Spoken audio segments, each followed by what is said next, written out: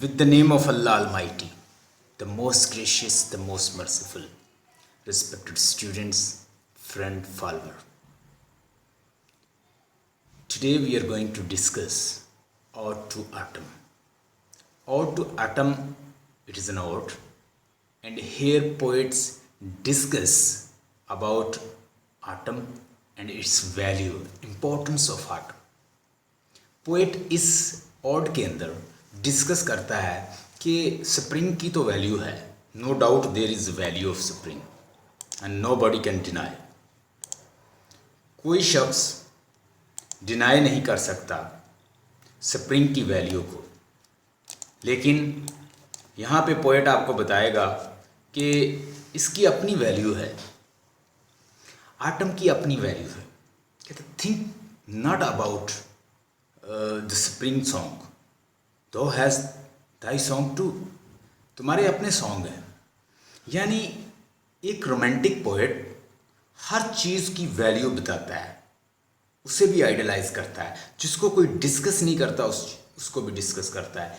Beauty किसी भी form में हो, पोएट उसको आइडलाइज करता है. He is known as poet of beauty. तो बताएगा कि आटम यू हैव सॉन्ग, तुम भी सॉन्ग रखते हो. ड्रैगन फ्लाई के सॉन्ग, क्रिकेट के सॉन्ग, ये होता है स्पेशल किस्म का, मैंने पिक्चर भी इसकी सेंड की, इंसेक्ट होता है, इसके song. Bleating song of the grown up जो शीप होता है, लैम होता है, इसके सॉन्ग. और music of the dying sun, जब सन सेट हो रहा होता है आटम के अंदर, तो वो बड़ा एक ब्लू और स्पेशल किस्म का एक म्यूज़िक क्रिएट करता है. तो you have your song too, यहाँ पे वो बताता है. Let's discuss life of John Keats and after that we will move forward towards 3 stanzas ode to autumn. Ode to autumn के 3 stanza line to line text देखेंगे. Let's start. John Keats Moorgate London UK के अंदर पैदा हुए. 1795 में पैदा हुए हैं और 1821 में यानी 1821 में इनकी डेथ हुई है. 23 फरवरी 1821 में. 31 अक्टूबर 1795 में पैदा हुए हैं और 1821 में इनकी डेथ हुई है. राउंड अबाउट 25 ईयर उम्र पाई है. इंग्लिश पोएट, रोमांटिक पोएट था, पोएट ऑफ ब्यूटी था, प्योर पोएट था, जस्ट पोएट था, not theorist, not philosopher, not critics, not like that. Art for art sake, poetry for poetry, poetry को just poetry, entertainment की industry है. He was not rich like Shelley, Byron and something like that. लेकिन Shelley की तरह इसकी early death, शैली की death हुई है 29, यानी वो 29 साल का था, ये 25 साल का था. रोमांटिक है. अपनी लाइफ में ना शैली को कोई प्रोग्रेस मिली, ना फेम मिली, ना इसको मिली, दोनों को अपनी लाइफ में फेम नहीं मिला. इसकी डेथ होती है रोम, इटली के अंदर, पैपल स्टेट है इटली की, वहां पे इसकी डेथ होती है. हेलेनिज्म इसकी पोइट्री के अंदर पाया जाता है. Greek Roman art literature culture से इंस्पायर्ड था. होमर को पढ़ना चाहता था, मौका नहीं मिला, लेकिन लाइक करता था. He was buried in Protestant cemetery in Rome, यानी जो वहाँ पे कब्रिस्तान है रोम के अंदर प्रोटेस्टेंट का, वहाँ पे इसको दफनाया जाता है. मदर का नाम था Francis Jennings. TB family disease थी इनकी फैमिली में. 1810 में डेथ हुई इसकी, जब ये राउंड अबाउट कोई 8 साल का था. फादर की डेथ होती है. थॉमस कीट स्टबल कीपर था, घोड़े रखे हुए थे, घोड़े से गिरकर उसकी डेथ हुई 1804 में. ये फादर की डेथ पहले होती है, बाद में मदर की होती है. जब 10 साल का होता है मदर की डेथ होती है, और जब 8 साल का होता है तो इसके फादर की डेथ होती है. प्योर पोएट था. 1803 में इसने जॉन क्लैर्क्स जो स्कूल है उसको ज्वाइन किया इंग्लैंड के अंदर. वहाँ एक टीचर था उसके बेटे के साथ ही इसकी, कोडवन. कॉडवन क्लार्क जो है कोई बेटा था उस टीचर का, उसके साथ की फ्रेंडशिप होती है, उसके थ्रू ये ली हंट से मिलता है, ली हंट के थ्रू सम पब्लिशर से मिलता है, अल्टीमेटली एक बुक देता है इसका फ्रेंड इसको, स्पेंसर की, एडमंड स्पेंसर की फेरी क्वीन, आपने शायद पढ़ी हो पार्ट फर्स्ट में। तो फेरी क्वीन की बुक को पढ़ता है, एडमंड स्पेंसर को पढ़ता है, उससे बड़ा इंस्पायर्ड होता है और वैसी इमिटेशन में कुछ लिखता भी है। 1816 में ली हंट ने पब्लिश किया इसके वर्क को, ओ सॉलिट्यूड। क्रिटिक्स ने इसको आड़े हाथों लिया, बहुत ज़्यादा क्रिटिसाइज किया कि बचगाना वर्क लिखता है। Charles Cowden Clarke describe red letter day, उसको रेड लेटर डे का उसने नाम दिया। इसने एज अ फिजिशियन भी प्रैक्टिस की, इसको अपोथेकरी का लाइसेंस भी मिला, फिजिशियन का, एज अ फिजिशियन उसने मेडिकल की तालीम हासिल की, प्रैक्टिस लाइसेंस भी हासिल किया। लेकिन इसने रियलाइज़ किया 20 साल के बाद, इसने रियलाइज़ किया ये तो अच्छा पोएट बन सकता है, तो इसने शायरी करना शुरू कर दी, छोड़ दिया मेडिकल की फील्ड को। रोमांटिक पोएट्स ऐसे होते हैं कि वो नेचुरल इमेज और एक्सट्रीम नेचुरल इमेजेस को यूज़ करते हैं, फीलिंग को, थॉट्स को, और जहाँ जहाँ उनकी फीलिंग्स थॉट्स जाती हैं अपनी इमोशन बेस्ड ऑन फीलिंग्स पे लिखते हैं। इसकी लाइफ में 2 गर्लफ्रेंड थी, एक का नाम था इसाबेला, दूसरी का नाम था फैनी ब्राउन। फैनी ब्राउन को मिलता है 1818 में, जब ये लंदन का टूर करता है, इंग्लैंड का टूर करता है, तो इसाबेला से मिलता है 1817 में। फैनी ब्राउन बहुत ब्यूटीफुल थी, उसके साथ ज़िंदगी गुजारना चाहता था, लेकिन इसकी इल हेल्थ, इल इकोनॉमिकल कंडीशन, इसकी इकोनॉमिकल कंडीशन भी अच्छी नहीं थी, हेल्थ भी अच्छी नहीं थी, पैसा भी नहीं था, तो ये उससे हासिल ना कर सका। अपनी पोइट्री के अंदर हेलेनिज्म, एस्थेटिसिज्म, सेंशुअसनेस, इन एलिमेंट को यूज़ करता है, जिनकी असाइनमेंट भी हम लेटर पढ़ेंगे। लव था इसको लिटरेचर, आर्ट, ग्रीक मिथोलॉजीज, इन चीज़ों से, ग्रेशियन अर्थ से इसका ये प्यार जो है, इसका ये इन्फ्लुएंस जो था ग्रीक रोमन लिटरेचर से ज़ाहिर होता है। स्पेंसर से मुतासर था, एडमंड स्पेंसर के वर्क से, और वैसा लिखना चाहता था। लॉर्ड बैरन, पीबी शेले और जॉन कीट्स जो हैं सेकंड जनरेशन के पोइट्स हैं। फर्स्ट जनरेशन के हमने पोइट्स पढ़े, जैसे सैमुअल टेलर कॉलरिज, वर्ड्सवर्थ और इस तरह के जो पोइट्स हैं वो फर्स्ट जनरेशन में आते हैं, और ये सेकंड जनरेशन के हैं। लैम्पियर डिक्शनरी इसने स्टडी की हुई है, जो कि ग्रीक नॉर मिथोलॉजी से रिलेटेड है। एंडेमियन जो है इसकी, एंडेमियन, ENDYMEN, एंडेमियन इसकी लॉन्ग पोएम है। इसाबेला जो है इसने 1820 में लिखी, 1819 में इसने हैप्रियन लिखी, ब्लैंक वर्स में है, मिल्टन की तरह लिखने की कोशिश की, फेल हुआ, फ्रेगमेंट में है, आधी है, इनकम्प्लीट है। इसकी लाइफ को हम इसके लेटर से, जो इसने पब्लिशर को लिखे, जो इसने बिलव्ड को लिखे, जो अपनी बिलवर्स को लिखे, जो फ्रेंड्स को लिखे, उससे हम मज़ीद इसकी लाइफ में इसके बारे में जानते हैं। ये कंप्लीट नहीं कर सका हैप्रियन को, क्योंकि मिल्टन की तरह लिखना चाहता था। 1819 में इसने लिखने की कोशिश की, बट बिटरली फेल्ड। फिर इसके अंदर दिखाया गया, जो कि हमारे कोर्स में भी है, बुक 1, टाइटन एंड ओलंपियंस की लड़ाई जो है, फाइट दिखाई गई है। फॉल ऑफ हाइपेरियन जो है, हिपेरियन इसने बाद में लिखी, वो भी कंप्लीट ना कर सका। 1819 में प्ले ओथो, ग्रीक कोलोजस ड्रामा लिखने की कोशिश की, वो उसमें भी फेल रहा। इसकी 6 बड़ी ऑड्स हैं, ज़रा लिख लीजिए, मैं आपको मज़ीद लिखवा देता हूँ। इसकी 6 बड़ी ऑड्स हैं, उसके बारे में हम मज़ीद डिस्कस करते हैं। पहली का नाम लिखें, ये है एक ऑड ऑन ग्रेशियनर, उसके बाद ode on indolence, ode on melancholy, ode to nightingale, ode to psyche, ode to autumn. Ode to autumn जो है इसकी लास्ट ऑड है, इसके बाद ये नहीं लिख सका, या इसे मौका नहीं मिला, इसकी डेथ हो जाती है इसके बाद।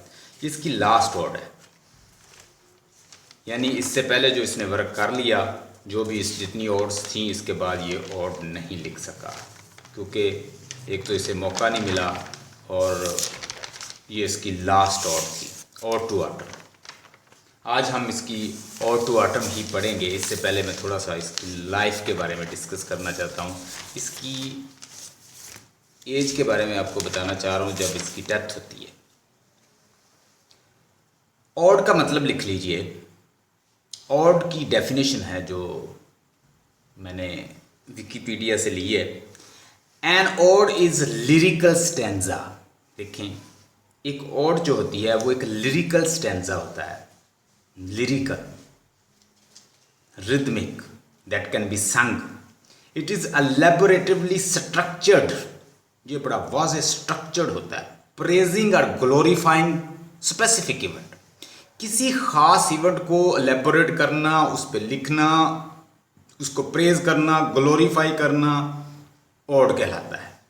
हाँ जी, an ode is intended to be sung, हम एक ओड को संग कर सकते हैं, दैट कैन बी संग, कि उसे गाया जा सकता है, गा के पढ़ी जा सकती है। यानी जो जॉन कीट्स ने लिखा है, हम चाहें तो उसे गा के भी पढ़ सकते हैं, वी कैन, हम उसे गा के पढ़ सकते हैं। हाँ जी, देखिएगा पहली ओड जो उसने लिखी है, ओड ऑन ग्रेशियन अर्न, जो कि ग्रीक से इन्फ्लुएंस्ड है, उसमें पिक्चर्स वगैरह बनी हुई हैं, अर्न है उसके ऊपर पिक्चर बनी है, तो उसको डिफाइन करता है। Ode on indolence, ode on melancholy, ode to nightingale, ode to psyche. आप चाहें तो साथ साथ पॉइंट नोट कर सकती हैं। 6 ये 5 ओड तो इसने लिख ली, ये सारी मैंने आपको पहले भी बताया कि 1819 का जो इसका गोल्डन पीरियड था, ओड्स इसने इकट्ठी लिखी, इसे कुछ पैसों की ज़रूरत थी, तो ये फिर ओड्स लिखता है ताकि कुछ पैसे वगैरह हासिल कर ले। 19 सितंबर 1819 में, यानी ये ओड लिखता है, ode to autumn. Ode to autumn जो भी हम पढ़ने जा रहे हैं, बड़ी ज़बरदस्त इसकी ओड है। ऑटम पे लोग लिखते नहीं हैं, स्प्रिंग पे लिखते हैं, लेकिन इसने ऑटम पे लिख दी, 3 स्टैंजा में लिखी है। ये इसकी लास्ट ओड है, पब्लिश करवाता है, यानी लिखी है 1819 को, 19 सितंबर 1819 में लिखी है, और 1820 में ये पब्लिश होती है, और 1821 में हमें पता है कि जॉन कीट्स की डेथ हो जाती है जब वो इटली चला जाता है। इसको 3 स्टैंजा में डिवाइड किया गया है, और इसमें डिस्कस किया गया है, पहले स्टैंजा के अंदर डिस्कस किया गया है मैच्योरेशन ऑफ क्रॉप्स, कि क्रॉप्स मैच्योर होती हैं। क्रॉप्स जो है वो, ये ऐसा सीज़न है कि जिसमें क्रॉप्स जो है वो रीपनिंग सीज़न है, राइप्ड हो जाती हैं, पक जाती हैं, और अल्टीमेटली सूरज जो है, सन और उसके अलावा जो आटम है, ये दोनों एक दूसरे के बोज़म फ्रेंड हैं, बड़े क्लोज फ्रेंड हैं। तो ये दोनों जो हैं मिलके एक प्लान करते हैं, एक प्लाट करते हैं कि हम इन सारे बेलों को, हम इन फलों को, इन फूलों को, इन बर्ड्स को, इन फ्लावर्स को, इन पंपकिन को, जितने भी फ्रूट्स हैं, फ्लावर्स हैं, बेलें हैं, इन सब को भर देंगे। किससे? फ्रूट से, स्वीटनेस से, मेलो स्वीटनेस का ये पीरियड है, वो कहता है। तो ये मैच्योरेशन बताता है, राइपनिंग सीजन बताता है, ये आटम की जो करेक्टरिस्टिक हैं वो बताता है कि इसके अंदर क्या क्या होता है, पहले स्टैंजा के अंदर। दूसरे स्टैंजा में वो डिस्कस करता है कि ये एक औरत की मानद है, उसको पर्सोनिफाइड कर देता है एक फीमेल के साथ, कि ये बेसिकली ये जो सीज़न है आटम का, ये एक औरत है। औरत क्या कर रही है? बैठी हुई है, केयरलेस बैठी हुई है, और वो क्या कर रही है? पकी हुई चीज़ों को या तो उनको विनुइंग कर रही है, या उसकी क्या कर रही है, उसमें स्किनिंग कर रही है, या वो क्या कर रही है, उसकी ग्लीनिंग कर रही है। ये सारे मैंने पिक्चर भी आपको सेंड की हुई हैं, उससे मैं आपको मज़ीद समझाऊँ। यानी या तो वो क्या कर रही है, क्लीनिंग कर रही है, स्किमिंग कर रही है, और ग्लीनिंग कर रही है, हार्वेस्टिंग जो पूरा प्रोसेस है वो कर रही है, औरत सब कुछ कर रही है, या साइडर प्रेसिंग कर रही है, या जूस निकाल रही है एप्पल्स का। तो ये सारी एक्टिविटी जो है इसमें चल रही है, इसके अंदर, इस सीज़न के अंदर। इससे पहले कि मैं आज की जो ओड है वो स्टार्ट करूं, ओड टू ऑटम, मैं चाहता हूं कि मैं थोड़ा सा बताऊं कि लास्ट सीन जो है जॉन कीट्स का, जॉन कीट्स की लाइफ का लास्ट सीन, ये फर्स्ट मंथ जनवरी का था, और 1821 में टीबी जो थी, ट्यूबरक्लोसिस, जॉन कीट्स की लास्ट स्टेज पर पहुंची हुई थी। डॉक्टर ने कह दिया था कि यू हैव फ्यू डेज, और जॉन कीट्स को पसीना आ रहा है बहुत ज़्यादा, कफिंग के साथ पसीना आ रहा है। फर्स्ट कफ ऑफ, जब उसे कफ आता है तो उसमें वो थूकता है ज़मीन के ऊपर, उसके साथ ब्लड आता है, तो वो कहता है डबल कोट्स में, जॉन कीट्स सेड, उस पर वो कहता है I know the colour of that blood, मैं जानता हूँ इस ब्लड के कलर को। It is the arterial blood, मैं जानता हूँ ये आर्टीरियल ब्लड है। I can't B deceived by that colour, मैं इस कलर से कभी धोखा नहीं खाऊंगा, या ये कभी मुझे धोखा नहीं दे सकता। That drop of blood is my death warrant, ये मेरा डेथ वारंट है। आई मस्ट डाई, मुझे मरना है।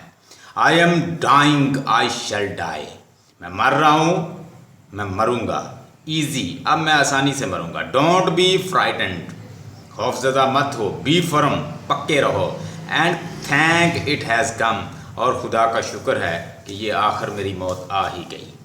ये उसके वो वर्ड्स हैं जब वो बोलता है a thing of beauty joy forever, its loveliness increases, it's never pass into nothingness. Heard melodies are sweet but those unheard are sweeter. याद कर लें, ये स्टैंजाज में आ जाए तो इसको एक्सप्लेन कर देना। मेलोडीज आर स्वीट, यानी मेलोडीज वो होती हैं जो सेंसेस के थ्रू आप करते हैं ना। ये जो आम मेलोडी सॉन्ग्स है, ये सॉन्ग यही नहीं है, 5 सेंसेस भी आपको देती हैं, वो अनहर्ड होते हैं, उनको सुनना पड़ता है। You are always new, the last of your kisses was ever the sweetest, the last smile the brightest, the last moment the gracefulest, admiring the last scene, जब हम बिछड़ रहे होते हैं, जब किसी से दूर जा रहे होते हैं, जब किसी को लास्ट दफ़ा देखते हैं, तो वो बड़ा कहता है ज़बरदस्त सीन होता है। चलें, पॉइंट नोट कर लें, फिर दोबारा फिर आपको बता देता हूँ। 3 स्टैंजा को हम स्टडी करेंगे। फर्स्ट स्टैंजा के अंदर डिस्कस करेगा आटम एक ऐसा सीज़न है जिसको वो व्यू करता है कि जिसमें हर चीज़ जो है वो राइप होती है। फ्रूट के साथ सन और आटम जो है सीज़न, ये दोनों मिल के इन्होंने साजिश की है कि ये दोनों मिल के फलों को रस से भर देंगे, चाहे कोई बेल हो, अंगूरों की बेल हो, चाहे वो कोई फ्रूट हो, चाहे वो whatever there is, and they will fill it with fruit and mellow fruitness, something like, यानी मेलो फ्रूटफुलनेस का ये टाइम है। कौन? आटम। दूसरे स्टैंजा में वो डिस्कस करेगा, इसको पर्सोनिफाइड कर देगा औरत के साथ। औरत बैठी हुई है और औरत क्या कर रही है? हार्वेस्टिंग कर रही है। इसमें डिपिक्ट करता है कि ग्रेन्स जो हैं उससे चैफ, जो उसका चैफ होता है ना, जो ग्रेन्स होते हैं, जो उसके कवर होते हैं, उसको अलहदा करना। बाज़ बात औरतें आपने देखा होगा गाँव में कि वो उस वक्त मशीनें नहीं होती थी, तो ऊपर से वो जो उसके दाने होते थे ग्रेन्स गंदम के, तो उनको वो कूटते थे और मारते थे, और उन्होंने स्पेशल रखे होते थे औजार टूल्स, उसके जो हवा में उछालते और उसके बाद उसकी स्क्रीनिंग करते, उनको साफ़ करते, चैफ जो होता उसका वो अलहदा कर देते, और जो उसके कवर होते वो अलहदा कर देते, ग्रेन्स अलहदा हो जाते हैं। तो ये हार्वेस्टिंग का कि औरत बैठी हुई है, आटम जो है वो जस्ट औरत की तरह एक डेलिकेट सी औरत है और नाजुक सी एक दोशीज़ा है, वो बैठी है और वो विनिंग कर रही है, वो ग्लीनिंग कर रही है, वो सफाई कर रही है, वो सारे प्रोसेस कर रही है, वो साइडर प्रेसिंग कर रही है। तो ये दूसरे स्टैंजा के अंदर ये है, यानी आटम को पर्सोनिफाई कर दिया है वुमेन के साथ। चैफ रिमूव कर रही है, और वुमेन है, सॉफ्ट वुमेन है, और वुमेन जो है वो क्या कर रही है कि सॉफ्ट होता है बेसिकली, जो कवर होता है वो अलहदा हो जाता है, तो ये उसको पर्सोनिफाई किया है। इस स्टैंजा के, इन स्टैंजा के अंदर 3 स्टैंजा के अंदर आपको जो फीचर मिलेंगे आटम और टू आटम के अंदर, पेस्ट्रल होता है विलेज का सीन, पेस्ट्रल ट्रेडिशन सिंगिंग की बताई गई है, मैरी मेकिंग की। Many animals bird are discussed, like lamb discuss किया गया, क्रिकेट डिस्कस, क्रिकेट आपने देखा हो तो मैंने उसकी पिक्चर भी आपको सेंड की है, हेज क्रिकेट। ये होता है जैसे ये ऐसे होता है जैसे कोई इंसेक्ट टाइप, इसकी पिक्चर मज़ीद आप देख लीजिएगा। इनकी सिंगिंग, विस्लिंग, उनकी ट्विटरिंग, स्वेलो अगर आपने देखा हो, स्वेलो, अबाबील, ये सारी चीज़ें जो हैं ये डिस्कस की हैं इसके अंदर। Season of mist and mellow fruitfulness, a close bosom friend of conspiring sun, ये इसके अंदर डिस्कस किया है। Let's discuss. चलें अब हम स्टार्ट करते हैं, ज़रा ऊपर आप देखते जाएं, मैं आपको एक्सप्लेन करता जाता हूँ। Line to line translation.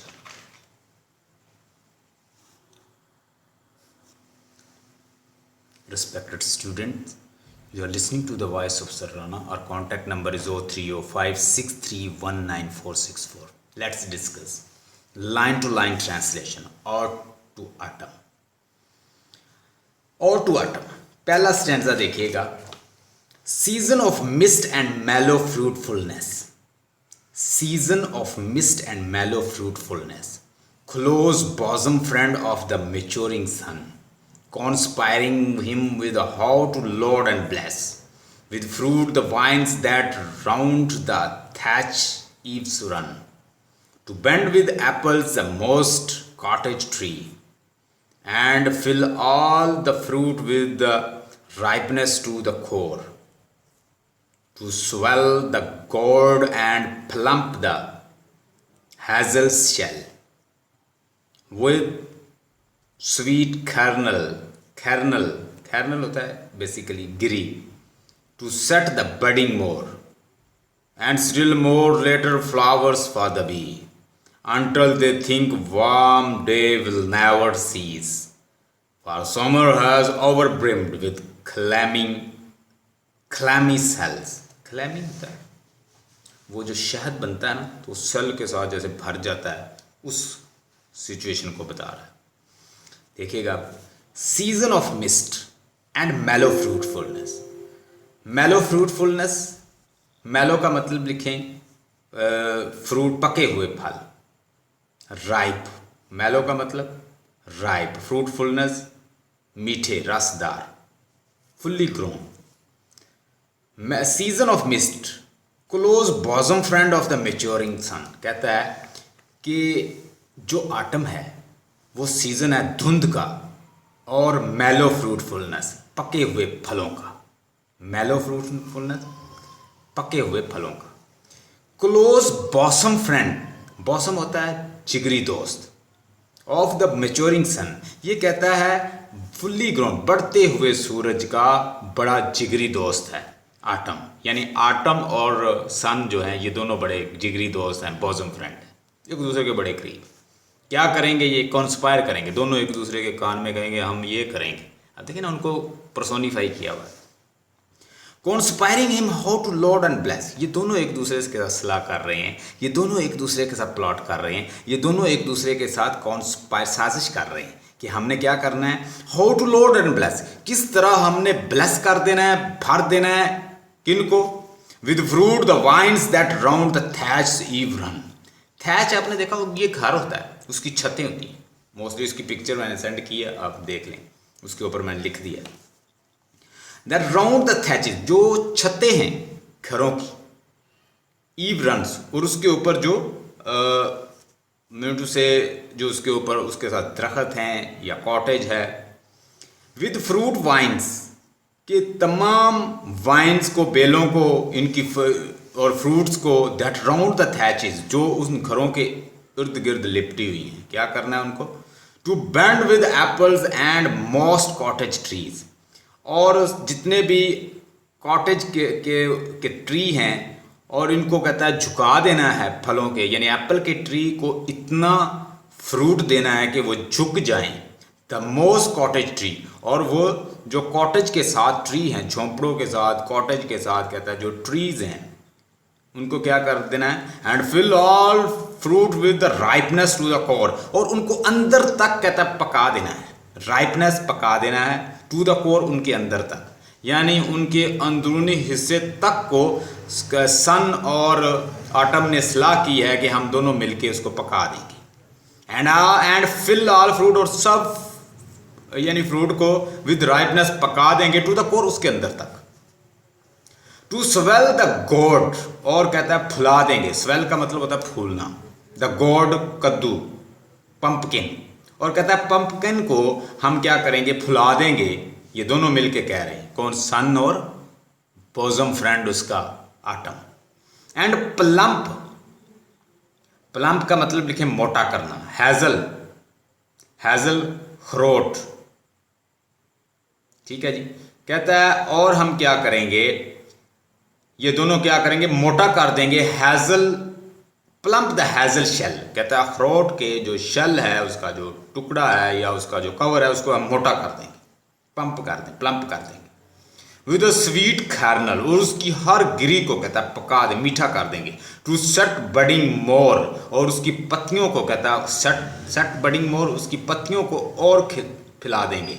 And still more later flowers for the bees, और कहता है बहुत ज़्यादा फ्लावर खिला देंगे मक्खियों के लिए, बीज के लिए, मधुमक्खियों के लिए जो शहद बनाती हैं। अनटिल, यहाँ तक they think warm day will never cease, जहाँ तक कि वो सोचेंगे कि ये फूलों वाले दिन कभी ख़त्म होंगे, ये भी कभी ख़त्म होंगे। सीज का मतलब होता है एंड होना, ख़त्म होना, नेवर कभी। और यहाँ तक मक्खियाँ, मधुमक्खियाँ ये सोचेंगी, अनटिल दे थिंक, यहाँ तक मधुमक्खियाँ ये सोचेंगी, warm day will ever cease, कि कभी ये वार्म डेज कम होंगे। For summer has over brimmed their clammy cells, और समर हैज ओवर ब्रिम, और क्या करेगा, और फिर हम कहता है क्या करेंगे, for summers has over brim, के समर तक कहता है इसको भर देंगे देयर क्लैमी सेल, इसके कहता है जो चिपकने वाले सेल हैं, और जो आप कह लें कि जो छत्ते होते हैं मक्खियों के, उनको कहता है भर देंगे। ब्रिम का मतलब होता है भर देना। कौन कर रहे हैं ये साजिश, आटम और सन। फिर मैं बता देता हूँ,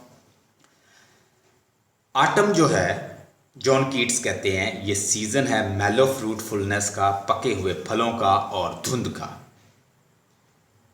सूरज और आटम ने, दोनों ने, सीजन ने मिलकर साजिश की है कि वो ला देंगे, भर देंगे जितने भी फ्रूट हैं, वाइन्स हैं, और जितने भी थैच ईव रन हैं, जितने भी रूफ के साथ जितने भी पेड्स हैं, फल हैं, उनको भर देंगे, यहाँ तक कि उनकी टहनियों को झुका देंगे। द मोस्ट कॉटेज ट्री, जो कॉटेज के पास ट्री हैं, and fill all with the fruit ripeness to the core, उनको अंदर तक पका देंगे फ्रूट। टू स्वेल द गोड, और कद्दू को फुला देंगे। प्लम्प द हैजल शेल, हर हैजल शेल को मोटा कर देंगे। विद स्वीट कर्नल्स, उसकी गिरियों को पका देंगे। एंड बडिंग मोर, उनको और खिला देंगे पत्तियों को, फूलों की पत्तियों। And still more later flower the bee, यहाँ तक के बीज, ये कहीं बीज के लिए इतने फ्लावर हो जाएंगे। अनटिल दे थिंक, यहाँ तक कि वो सोचेंगी, warm day will never cease, कि कभी ये दिन खत्म होंगे। For summers has brimmed their clammy cells, और फॉर समर के लिए कहता है भर देंगे क्लैमी सेल को, शहद के छत्ते, मक्खियों के छत्ते को। ठीक है जी, एक स्टैंजा हमने डिस्कस कर लिया। दूसरे स्टैंजा के अंदर डिस्कस करेगा कि ये इसको पर्सोनिफाइड कर देगा ऑटम सीजन, किसके साथ, औरत के साथ। किसी बेजान चीज़ को ह्यूमन लुक दे देना, इनएनिमेट चीज़ को किसी को ह्यूमन लुक दे देना, उसको क्या कहते हैं, पर्सोनिफाइड। तो पर्सोनिफाई कर देगा आटम के साथ। क्या आटम कर रही है औरत की फॉर्म में, क्रॉप्स को इकट्ठा कर रही है, काट रही है, ग्लीनिंग कर रही है, इकट्ठा कर रही है, व्यूनिंग कर रही है, उनको क्या कर रही है, छान रही है, व्यूनिंग कर रही है।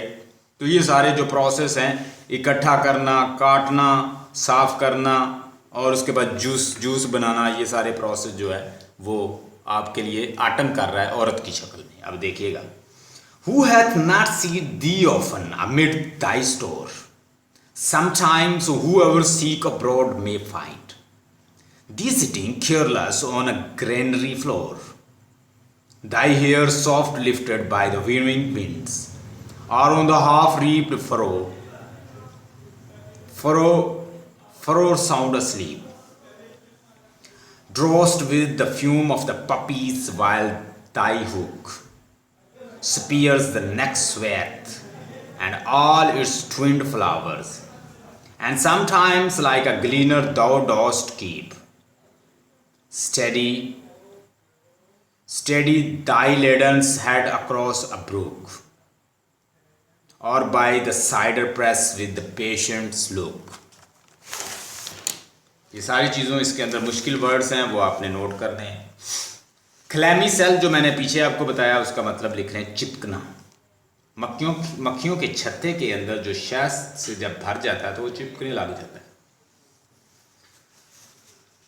अब दूसरे स्टैंजा में अमिड द स्टोर जो है, इसका मतलब लिखें पहली लाइन के अंदर, स्टोर रूम ऑफ ग्रेन, जहाँ पे बहुत सारे दाने पड़े होते हैं, उसका स्टोर बनाया जाता है दानों को इकट्ठा करने के लिए, ग्रेन को इकट्ठा करने के लिए। वहाँ पे औरत बैठी हुई है और वो रूम के अंदर पर्सोनीफाई कर रहा है। ग्रेनरी फ्लोर का मतलब लिखें अनाज के साथ। विनोइंग का मतलब होता है हवा का चलना।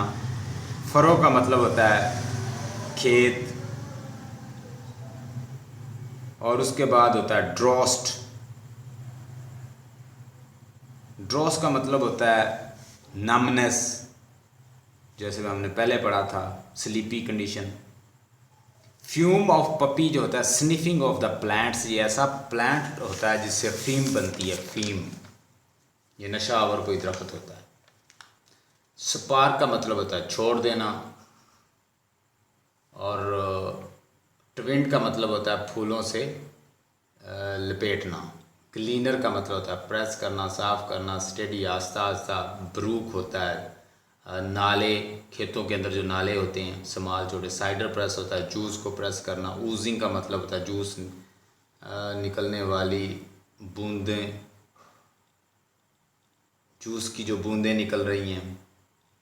अब देखें ज़रा, मैं लाइन बाय लाइन करता हूँ। Who hath not seen thee often amid the store?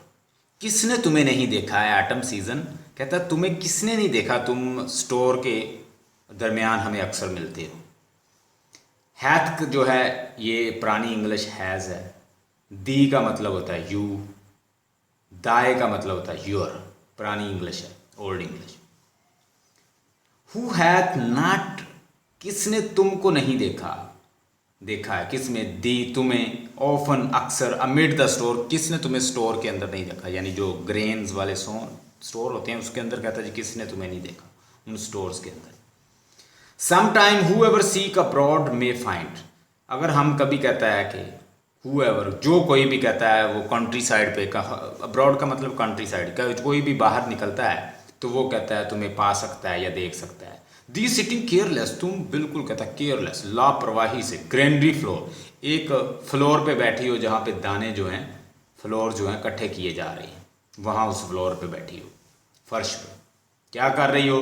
Dai hair soft lifted, तुम्हारे जो जो हेयर हैं वो सॉफ्टली आहिस्ता से आगे आप तुम्हारे सर से लिफ्ट कर रहे हैं, आगे पीछे जा रहे हैं। बाय द विनोइंग विंड्स, जब तुम दानों को साफ कर रही हो तो साथ साथ जैसे वो उठाती है दानों को, ऐसे मारती है, कूटती है या उसको फैलाती है ऊपर, तो वो उसके बाल जो हवा के साथ विनिंग हो रहे हैं, विनिंग विंड के साथ। Or on a half reaped furrow sound sleep, या कभी half reaped furrow sound sleep, जब कभी नींद की झपकी आती है या हाफ स्लीप फील करती है, तो drowsed with the fume of the poppy, कहता है एक फीम के पौधे की या उसकी जो स्निफिंग करने से, उसको सूंघने से या फील करने से जब नींद की झपकी आती है। While thy hook spare the next swath, while thy hook, furrow का मतलब होता है खेत के अंदर, और स्पार्क होता है छोड़ देना। नेक्स्ट वेथ अनाज की लाइन, ट्विंड फ्लावर्स फूलों से लिपटना। और कहता है कभी कभार, कहता है while thy hook spare the next swath, next swath कहता है कभी तुम्हारी हुक जो है एक लाइन से, यानी जिससे वो काट रही है ना, उससे कहता है तुम कभी छोड़ दो एक अनाज की लाइन को, और and all it's twinned flowers, और दूसरे कहता है फूलों से लिपटी हुई, जो भी जिस फसल को वो काट रही है उधर आगे जाती हो। And some time like the gleaners, कभी तुम कहता है ग्लीनर का काम कर रही हो, कोई आटम को कह रहा है, कभी तो फसल काटते काटते एक को छोड़ के तो दूसरी जो लाइन है वो क्रॉप्स की आगे चली जाती हो, किसको, उसको कह रहा है आटम को। स्पेयर द नेक्स्ट वेथ के एक लाइन तुम छोड़ देती हो, and all it's twinned flower, और दूसरी जो फूलों से लिपटी हुई होती है जो बेल, उसको तुम उसकी तरफ जाती हो। And some time like the gleaner, कहता है कभी तुम ग्लीनर का काम करती हो। ग्लीनर का मतलब लिख लें इकट्ठा करना, यानी चीज़ें काटी गई हैं उसको इकट्ठा कर रही हो। कभी तुम क्लीनर का काम कर रही हो, दो dost keep steady and laden head across a book.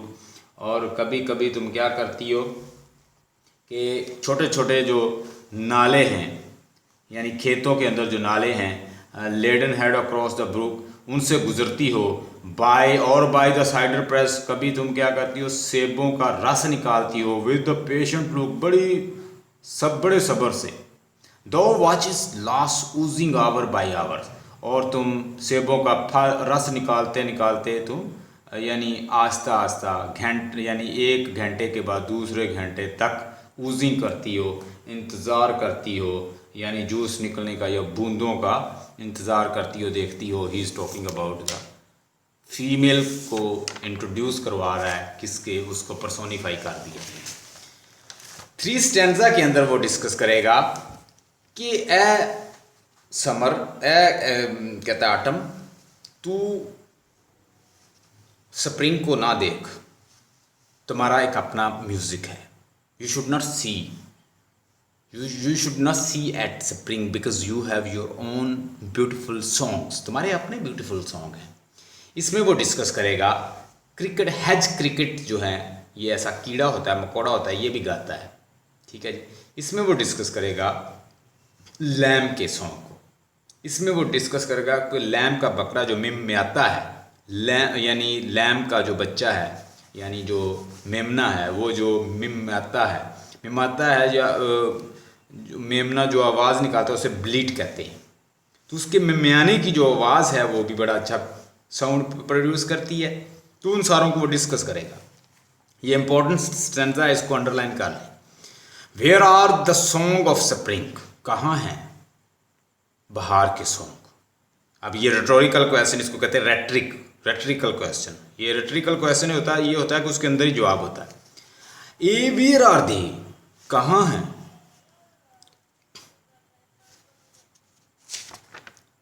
देखें होगा, थर्ड लिखा होगा उसके आगे, पूरी देखें, उसके ऊपर थर्ड लिखा होगा। बैक आए,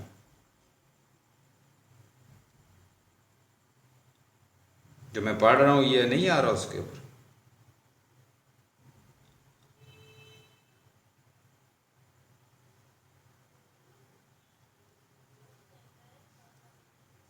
चलिए मैं इसको शोर सेंड कर देता।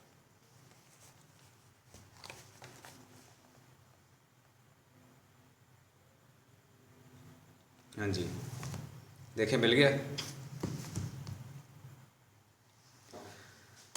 ऊपर देखिएगा, ये इंपॉर्टेंट मैंने अंडरलाइन भी किया हुआ, इसको देख लें, इसको मैंने हाईलाइट किया हुआ। Where are the song of spring, a spring यानी where are the song of spring. Autumn से पूछता है कि मौसम बहार के गीत कहाँ हैं। रेटोरिकल क्वेश्चन है, रेटोरिकल क्वेश्चन इसे कहते हैं, इसके अंदर ही जवाब होता है। ए वेयर आर दी, ये अरे कहाँ हैं। आगे कहता है थिंक नॉट ऑफ देम, तुम इसके बारे में ना सोचो बेटा। दो हैज, तुम, दो का मतलब तुम, दो हैज दाई म्यूजिक, तू तुम्हारा अपना, टू का मतलब होता है बी, तुम्हारा अपना एक म्यूजिक है, तुम्हारा एक अपना साउंड है, तो तुम्हें क्या ज़रूरत है सोचने की इसे बहार के बारे में। वाइल बैरेड का मतलब लिखें किसी चीज़ का, क्लाउड का खिलना, चमकना, ठीक है, स्पार्क करना। कहता है while barred cloud bloom the soft dying sun. Dying sun का मतलब लिखें, सॉफ्ट डाइंग सन का दिन सेट होता है, जब सूरज सेटिंग डे होता है या सूरज गुरूब हो रहा होता है, तो बड़ा एक खूबसूरत सा नज़ारा बनता है। कहता है वाइल बैरेड क्लाउड, कहता है जब क्लाउड्स जो है होते हैं वो खिलते हैं, ब्लूम करते हैं या चमकते हैं। द सॉफ्ट डाइंग सन, एक कहता है गुरूब होते हुए सूरज के साथ। And touch the stubble plains, और फील्ड को क्या करते हैं, टच करते हैं। ऐसे लगता है कि जैसे वो सूरज जो है ना, उसकी किरणें जो हैं वो ज़मीन को टच कर रही होती हैं। बाज़ औक़ात इस तरह का नज़ारा बनता है, जब सूरज गुरूब हो रहा होता है तो वो ऐसे उसकी जो किरणें होती हैं वो गुलाबी सा हो जाता है बाज़ औक़ात, तो ज़मीन को टच कर रहा है, तो वो वही बता रहा है। प्लेन का मतलब होता है फील्ड। कहता है and touch the stubble plains, और हमें ऐसे लगता है कि जैसे स्टबल प्लेन यानी ज़मीन जो वसी ज़मीन है उसके फील्ड को टच कर रही है। विद रोज़ी ह्यू होता है कलर, रोज़ी गुलाबी, गुलाबी कहता है कलर के साथ। देन इन द वेलफुल खोयर्स, खोयर होता है सॉन्ग। कहता है फिर मातमी song, the small gnat mourn. एक स्मॉल नेट होता है, ये इंसेक्ट होता है, हशरात, छोटा सा इंसेक्ट होता है, कीड़ा। कहता है फिर नेट जो है वो अपना मातम या सॉन्ग गाता है। Among the river swallow borne aloft, और जैसे कहता है अमंग द रिवर स्वेलो, और स्वेलो जो है वो कहता है कि बोर्न पहाड़ी के, बोर्न का मतलब, बोर्न लॉफ्ट का मतलब होता है, कहता है पहाड़ी के ऊपर दूर, वो भी कहता है कि अपना स्वेलो जो है वो भी अपना सॉन्ग जो है वो गाता है। और sinking as the light wind lives a die, जैसे कहता है कि कोई चीज़ रोशनी ऐसे दे रही होती है जैसे कोई चीज़ मर रही है और ज़िंदा हो रही है, या लाइट कभी मध्यम हो रही है कभी ज़्यादा हो रही है, इस तरह कहता है सीज़न, इस तरह नज़ारा होता है उस वक्त। And full grown lambs, full grown जो बड़ा लैम होता है वो क्या करता है, loud bleat from hilly bourn, वो भी कहता है किसी पहाड़ी किनारे से, बॉर्न होता है किनारा, हिली पहाड़ी, वो भी कहता है किसी पहाड़ी किनारे से मिम्याता है, ब्लीट मिम्याना, लाउड ऊंची आवाज़ से, वो भी कहता है एक सॉन्ग है आटम का। हैज क्रिकेट, हैज क्रिकेट होता है ये छिंगर होता है, ये बिल्कुल जैसे होता है ग्रास ऊपर, तो ये ना घास में रहता है अक्सर। ऐसे होता है कि जैसे अगर आपने कोई इंसेक्ट देखा हो उसकी तरह का ही होता है ये हैज क्रिकेट। इसकी बड़ी आवाज़ें होती है, ये बड़ी आवाज़ें निकालते हैं रात को। गांव में अगर हम हों ना तो गांव में अक्सर इसकी आवाज़ें सुनाई देती। कहता है hedge cricket sing, hedge cricket भी कहता है सॉन्ग गाते हैं। And now with the treble song, बड़ी कहता है शास्ता आवाज़ के साथ। द रेड ब्रीज विसल, कहता है रेड ब्रीस्ट, ये होती है सुर्ख सीने वाली चिड़िया, ये हमने विलियम ब्लेक की पोएम में पढ़ी थी। रेड ब्रीज विसल, कहता है रेड ब्रीज जो रोबन चिड़िया है वो भी, सुर्ख सीने वाली चिड़िया भी कहता है गाती है। फ्रॉम द गार्डन क्रॉफ्ट, वो भी कहता है बाग से, किसी बाग से गाती है। And gathering swallows twitter in the sky, और कहता है जो स्वेलो है, जो अबाबील है, वो भी चहचहाते हैं, ट्विटर होता है चहचहाना, वो भी चहचहाते हैं आसमां से। तो इस तरह कहता है कि दो हैज़ योर म्यूज़िक टू, तुम्हारा अपना म्यूज़िक है। दो हैज़ दाई म्यूज़िक टू, तुम्हें मौसम बहार के म्यूज़िक का नहीं सोचना चाहिए, तुम्हारे अपने म्यूज़िक हैं। ये सारे उसने डिस्कस कर दिए हैं, और ये 3 स्टैंजास हैं। 3 स्टैंजा काफ़ी इंपॉर्टेंट हैं, और इसके बाद इंशाल्लाह हम नेक्स्ट उसकी एक और पढ़ेंगे। हमारे जो 3 ऑड्स हैं वो हम डिस्कस कर लेंगे। उसके बाद हैप्रियन इसकी बुक है, will discuss that. I hope you have learned a lot from these 3 stanzas, and you have learned about John Keats as well as the meanings in this Ode to Autumn. Stay blessed and have a nice time.